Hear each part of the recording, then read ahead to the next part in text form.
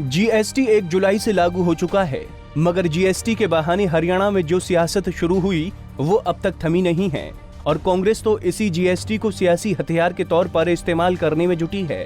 करनाल में हुड्डा ने किसान व्यापारी सम्मेलन किया और सम्मेलन में सीएम मनोहर लाल पर कपड़ा व्यापारियों के बहाने जमकर निशाना साधा।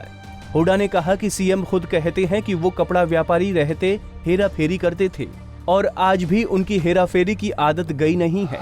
क्या कहा कि कपड़े के व्यापारी चोर तो नहीं कहा, लेकिन ये कहा कि हेरा फेरी करते हैं।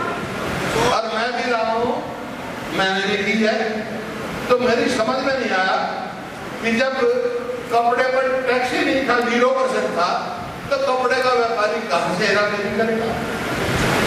हाँ, खट्टर साहब कौन सी हेरा फेरी करते थे?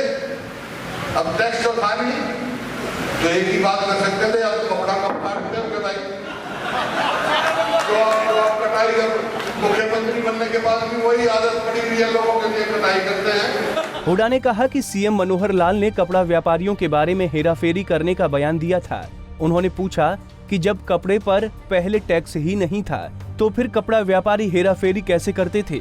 हुड्डा ने कहा कि जीएसटी को लेकर उनकी 12 मांगे हैं और इन मांगों के पूरा होने तक जीएसटी लोगों के हित में नहीं हो सकता। व्यापारी सम्मेलन जो आयोजन किया है, जो मूल रूप से हम जीएसटी का विरोध नहीं कर रहे हैं, लेकिन जिस प्रारूप से ये लागू किया गया है उसका विरोध है।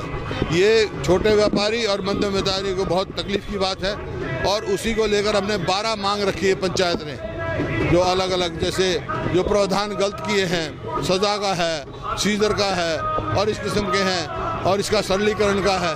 इस प्रकार से रखे, किसान के ऊपर टैक्स नहीं लगना चाहिए। ये 12 हमने मांग रखी है। इससे पहले भी हुड्डा प्रदेश के अलग अलग इलाकों में जीएसटी के बहाने किसान सम्मेलन कर चुके हैं। हुड्डा के साथ करनाल के इस कार्यालय में कुलदीप शर्मा भी मौजूद रहे। हुड्डा ने यहां सीएम पर आरोप लगाया कि कपड़ा व्यापारी रहते हुए खुद सीएम भी हेराफेरी करते रहे होंगे। करनाल से कमल मिड्डा, पंजाब केसरी टीवी।